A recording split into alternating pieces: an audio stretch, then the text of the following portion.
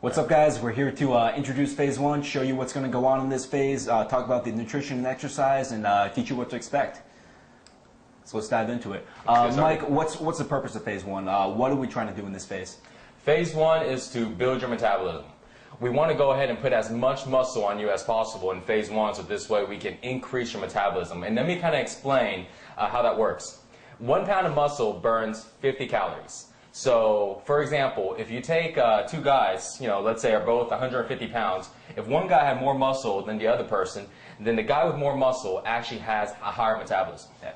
So, we're going to increase the amount of muscle we have in phase one, so this way we can increase the metabolism. Yeah, and I think this is really kind of laying the foundation for the later phases, because this is really what makes a lot of what we're going to do later to get the six-pack possible. Because I know, like I know some guys around your size, and they eat way less, but they still gain weight. Yeah, you know what I mean? And this is what's responsible for that phenomenon. So phase one, really important phase. Okay, so for a guy who doesn't really have an understanding of what resting metabolism is and why it's so important, can you explain that? What is metabolism, and why is it so critical for getting six-pack abs? Well, resting metabolism is basically the amount of calories you burn when you're not doing anything. And that's very important because think about it, if we only burn calories when we're in the gym. I mean, you'd have to constantly be working out and constantly be in the gym. So burning calories without having to work out, that's the whole magic of this entire program. So this way you can burn calories when you're at work, burn calories when you're sleeping, burn calories when you're on the couch watching a movie. That's resting metabolism. And so our goal is to increase it as high as possible. So this way you're able to not have to diet all the time and actually eat the foods, enjoy it, and stay lean and ripped. Definitely. And can you talk about a few ways, like obviously building muscle is going to increase metabolism, but what are some like exercises that people do which are not so effective because they don't increase metabolism? Believe it or not, cardio. Cardio is one of them. Which is why, all the people on those ellipticals struggle. Yeah. Cardio it's good, for staying active. But when it comes to increasing your metabolism, cardio doesn't change your metabolism at all. You're only burning calories when you're doing it, and the moment you get off, you stop burning. Think about it. You're on a cardio machine, you're going, your body temperature's up, and your heart rate's up. But what happens when you get off? Body temperature drops back down, and heart rate goes back down. Exactly. So cardio is not one of the ones to increase metabolism. So if you want to increase your metabolism, don't worry about doing much cardio. The next one is actually doing isolation movements. Basically working a small muscle group like your biceps or just your abs or something like that. The reason why it doesn't increase your metabolism as much is because the muscle is so small. So remember, our goal is to build as much muscle as we can. So we definitely want to go ahead and do compound movements and basically working on different muscle groups at the same time instead of just one. Definitely. Okay, so obviously, in order to increase our metabolism, we want to build as much muscle as possible. For a guy who doesn't really understand exactly how that process works, what are the key elements that he's going to need in order to build muscle? Well, it's really easy to build muscle. Basically, when you're building it, you're actually breaking it down. So it's a little opposite. When you go to the gym, a lot of people think, well, hey, let me go to the gym and let me build muscle there. But really, you're going to the gym and you're breaking down your muscle. You actually build it when you eat the right foods and also when you sleep. So there's three things. You got working out, which break down your muscles, the eating, the nutrients, which actually feeds your muscles the nutrients it needs to rebuild and regrow, and the sleep is the actual part of rebuilding. Yeah. A lot of guys, what they do is they actually don't do the last part because they don't understand what sleep is. Sleep is actually recovery for your muscles. If you keep breaking it down and you don't get enough sleep, all you're doing is actually losing muscle because you keep breaking it, and there's no healing process. Yeah, I think that's a really key point for guys to understand that really the workout is only the stimulus, and unless you have the right nutrition and the right sleep, then the workout really isn't going to do you very much good. All right, so let's talk about the workout. What is the workout in phase one going to be like, and how is it going to be different than in the other phases? Phase one, the workouts are going to be basic compound movements, which basically, like we talked about a little earlier, uses more than one muscle group. So this way we increase as much muscle. At the same time, phase one is going to be working on more of your entire body.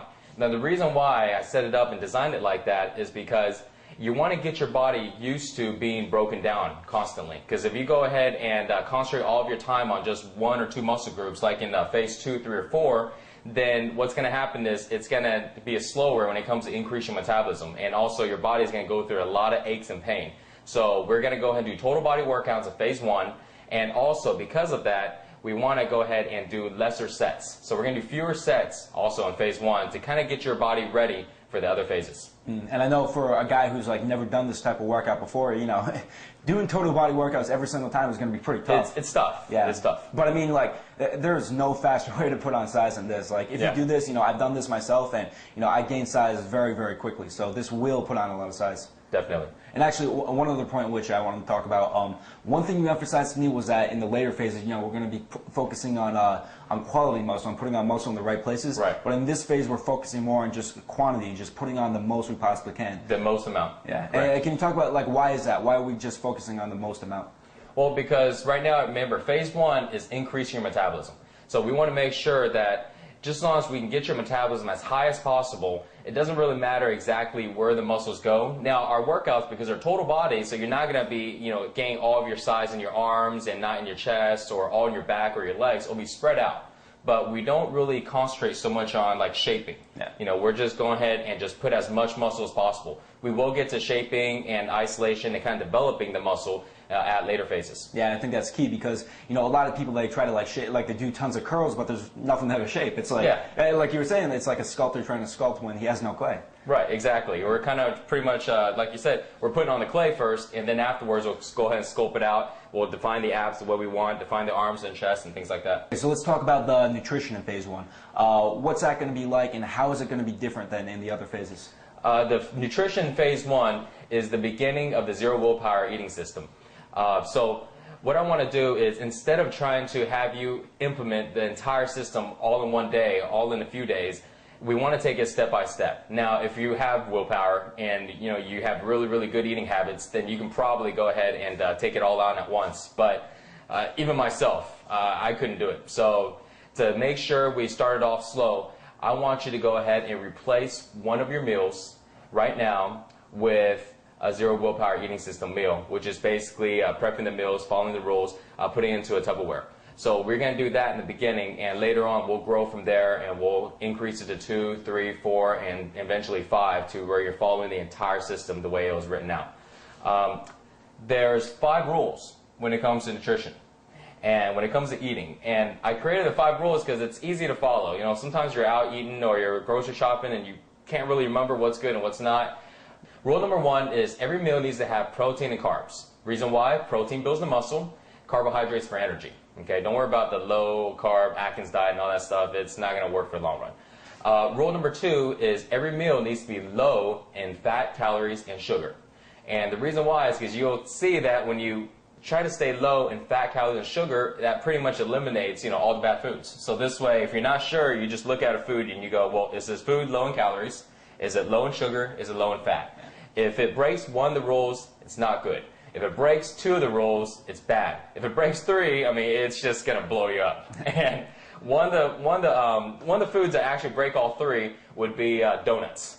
High in fat, high in sugar, and definitely high in calories. Something that's good, for example, would be, let's say, chicken breasts. Or maybe, let's say, a tortilla. Actually, tortilla is not that good to think about it, because I had to think, is it low in calories? Well, it's actually a little high in calories and fat, no sugar. So you see, I use a system all the time to basically introduce new foods into my eating habits, and I just kind of run it by. Is this food low in sugar, low in calories, low in fat? Really easy to follow, and once you get used to it, it's just second nature for you. Rule number 3 is you want to make sure your portion size are 1.5 times the size of your fist.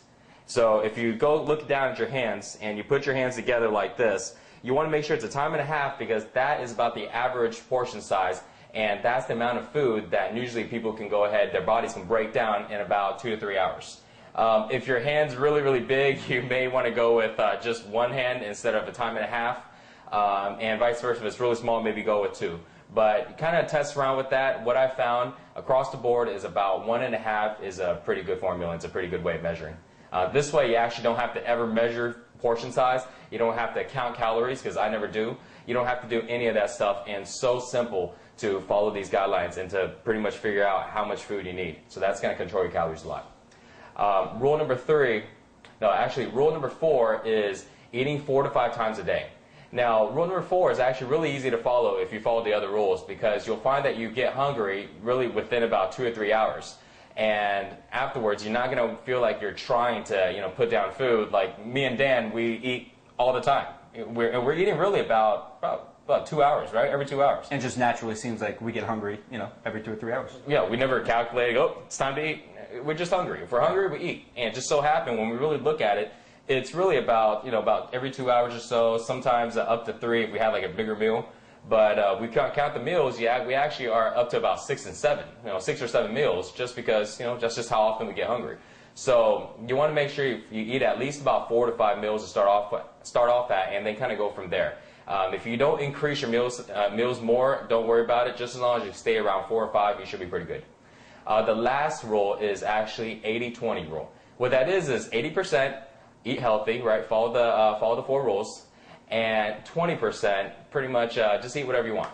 So this way you create a balance. See, even though I like to eat healthy, I work out and I do all this stuff, I still have a life. I balance it out. I go out socially and have drinks. I eat at buffets, right? I can put it down. And so you have a balance. You can't always be dieting and always be eating healthy foods. You just got to give yourself a break. I feel that what's really important is just make sure that as you're doing that 20%, realize that if it's higher than 20%, you'll start to see the difference. And so you want to, in the beginning, keep it around 20. A little lower would be better, so this way you can kind of get used to it. But those are the 5 rules to follow. And if you don't remember anything else in the nutrition part of it, just as long as you go by these 5 rules, I think you'll be good. Yeah, I think those 5 rules, it's genius because it's so simple, and yeah. If you just follow those, 5 simple things, then you're going to be eating well. Yeah, they're just like easy guidelines to kind of go by. Yeah, exactly. Actually, one thing I wanted you to talk about, I know this whole system is designed so that we're implementing the very most important things first before we've even, getting into the more complex stuff. And, eventually there's a lot of stuff we're going to want you guys to learn about, like, alcohol and liquid calories, social situations. Eventually we want you to learn about that stuff and implement it. But for right now, one thing which you decided was that the most important thing was just start eating 1 0 willpower meal out of your Tupperware every day. Why is that? Why did you feel that was the most important thing to start doing? Well, because it's taking action. You wanna start off slow and build a habit. Because if we try to implement it all at one time, most people are gonna be, whoa, I can't handle all this, and just completely stop. Yeah. And that's why when you look at diets, when you look at all these other type of eating plans, and it's so overwhelming in the beginning. You don't like to cook those foods. A lot of people don't even know how to cook. I'm not a good cook at all. I can't follow that. And then you got to follow everything to a T. And you realize every day you're counting calories. You're worried about this. You're worried about that. And before you know it, life isn't even fun anymore. It's like always revolved around check and balances. So these guidelines are really easy to follow. And when it comes to implementing the 0 willpower eating system, we're going to start you off with just 1 meal. Okay, and we'll grow from there. So it's very important in this phase right now, phase 1, that you do replace one of your meals with a meal that you prep in a Tupperware, so this way we can get you rolling in the right direction. It's such an important habit to establish, and I like that it's so simple too, because one thing you've emphasized to me is that a lot of the leverage is in the workout, because if you're doing these hard total body workouts, then you're really not even going to be able to stomach like donuts and cake and stuff afterwards. Yeah. Your body's actually going to reject fast food and greasy food. If you don't believe me, just give it a try. You'll see. You're going to eat it, and your body's going to feel really weird, and your stomach starts to hurt, and you get this real weird taste in your mouth, and you're like, wow, what's going on? I used to eat this stuff all the time. And before you know it, maybe after a couple hours, you're going to find yourself going to the restroom. Exactly. It's like, before you might have been driving a little Honda Civic, but now you're driving a Ferrari because of these workouts. And if you pour crappy regular octane gas in your Ferrari, you're gonna definitely feel the difference. Yeah, definitely. Okay, so obviously, phase 1 is very exciting because we're building so much muscle and changing our metabolism. But what are some of the pitfalls that guys have to watch out for to make sure they don't get tripped up? The number 1 pitfall is taking action, or basically procrastination. So remember, you got to get this started, and you got to start now. Taking action is one of the hardest things to do. People always try to study, plan, and make sure everything is perfect. Don't worry about all that. Get started now. I don't care if you don't have 30 or 45 minutes, which really everybody does, but if you have just 10 minutes, just 15 minutes, get up and get going. Start working out and just start implementing just the littlest things, and the easiest and the most important one is just start implementing the workout part. Don't worry about the nutrition part. Don't worry about you know, all the other stuff. You'll learn that along the way. Just get started. I've got to really say that is the most important. There's a lot of pitfalls that guys run into, but that is by far the biggest one. Yeah, and I know like one thing that we've talked about a lot is the concept of momentum. Yeah. And the hardest thing to do is to go from like and to start doing something from there. So I mean, even if you're doing something which isn't perfect, if you just kind of get the ball rolling and maybe do like 10 minutes a day of the working out, even that is going to be far, far better than nothing. Definitely. Another pitfall to watch out for is everybody wants to get the six-pack abs, right? They wanna go ahead and get the small waistline, but you'll see that in phase 1, you're not actually gonna get your waistline a little smaller, because remember, our main goal is to put on muscle. And so you may even see a weight increase, which is okay, because remember, muscle weighs more than fat. So you may see a weight increase, and so when you look in the mirror, instead of looking slimmer, you actually may look a little bigger. But just again, remember, this is the only way to increase your resting metabolism, is to increase that muscle. So those are some of the things that you'll be expecting, and don't be afraid. Don't think you're doing it wrong. That's just kind of just part of the phase. Yeah, exactly. And I know guys, they kind of get tripped up here because they want that, like they want to go directly towards the results. Yeah, they want to get ripped. They don't think, oh, I got to get a little bigger to get a little smaller. Exactly. It's such a counterintuitive concept, but just trust us. Yeah. Like it will pay off, even though the visual results aren't going to be there in this phase. If you make it through, it really lays the foundation for the other phases. Definitely.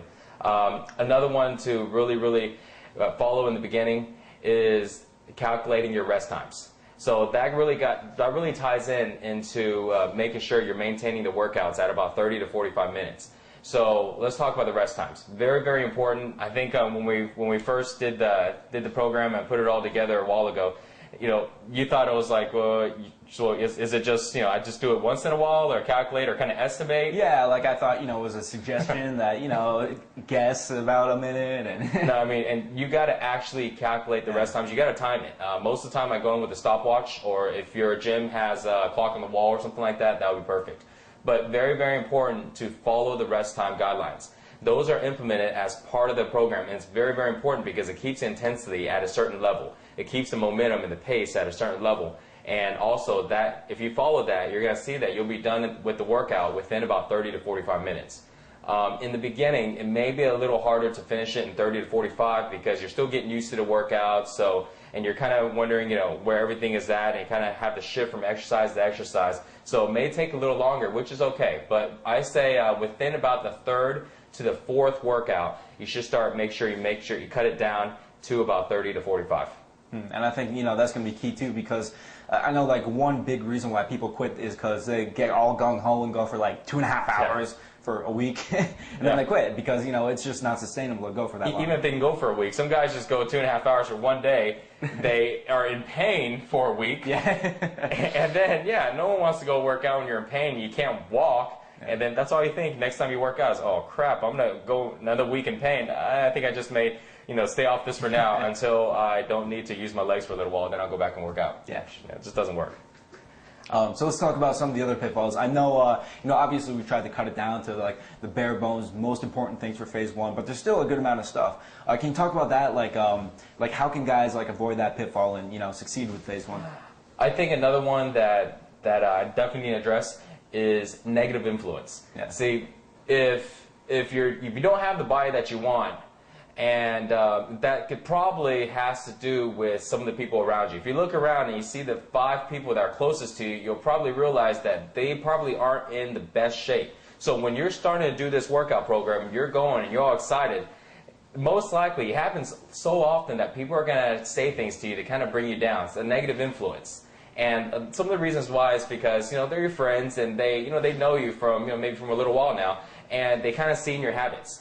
So, right away they'll be like, oh, you're going to go ahead and do the same thing like you did with the last program. Or, you know what, yeah, right, 2 weeks you're going to stop, I bet you, and, don't pay attention to that, because you're going to expect that.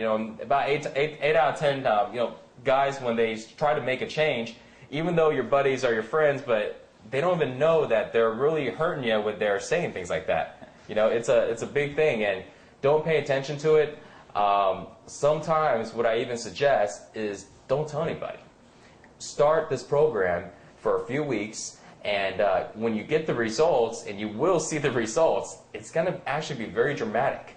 And instead of telling it to somebody, going bragging like, hey, I'm in this exercise program, your friends are going to ask you, dude, what have you been doing? You're looking bigger, you're looking more vascular, I'm starting to see veins, you're starting to lose some weight, and let them ask you. And so this way it's the opposite, because you're like, well, I've been doing this exercise program, and guess what they're probably going to ask? Well, okay, let's do it together. I want to be your workout buddy.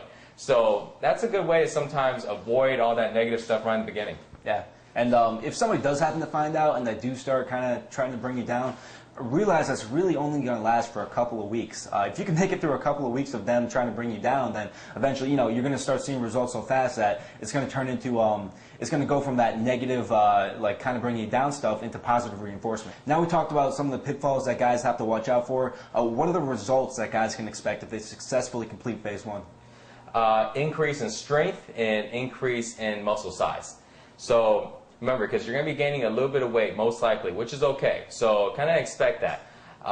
One thing also you want to expect is appetite increase. So a lot of people really didn't think about this one, because they're like, I'm going to work out, I'm going to start getting in shape, and suddenly, they start feeling more hungry. And so naturally, when someone gets hungry, they just eat, So before you know it, they start scarfing out all of this food, and, they start skyrocketing their calorie intake. So make sure that you still control your eating, and make sure you're not overeating what you usually do. Okay, so because your appetite will increase, and it's going to increase fast. I'm talking probably by the second to the third day of their first workout, they're going to see an appetite increase. Yeah. It's that significant. So be careful not to go ahead and eat a lot of food, because you're going to start to get hungry more often. Which actually helps, because it goes into the eating plan. So, you can actually pretty much eat the 4 or 5 meals and not feel like I'm stuffing myself because of the appetite. Increase the metabolism would definitely be a big one. And of course, it's the main goal of phase 1. So the way you can actually tell that your metabolism is increased is actually by the temperature of your body. Because when we talk about, your body's burning calories, we actually physically mean your body's burning calories. Your body's burning. You can actually feel that your body temperature is a little higher. You may feel that you're sweating a little bit more. These are all little signs that's telling you that your metabolism is increased. So if you start feeling that, you know you're going in the right direction. Yeah, and I think, I just want to reemphasize one more time that even if it doesn't appear you're visually any closer to your goal of getting six-pack abs, if you're experiencing all the stuff that Mike talked about, with the increase in appetite, increase in body temperature, and increased muscle mass, then, you've succeeded with phase 1. You've laid the foundation for the later phases where you're going to reveal your abs. Exactly. All right, so that's it for this video. Stay tuned for the next video where we're going to be talking about the phase 1 workout. See you then.